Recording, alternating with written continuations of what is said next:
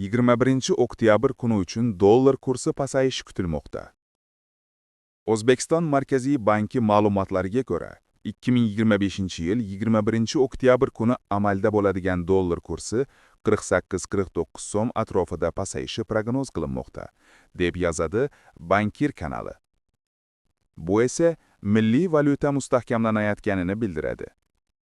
Banklar orasida dollarni sotish bo'yicha eng yaxshi kurslar: Poytaxt bank 12.070 so'm, Trust bank 12.060 so'm, Agrobank 12.060 so'm, NBU 12.060 so'm. Dollarni sotib olish bo'yicha eng yaxshi kurslar: Apex bank 12.110 so'm, Hayot bank 12.120 so'm, Xalq banki 12.120 so'm, Aloqa bank 12.120 so'm.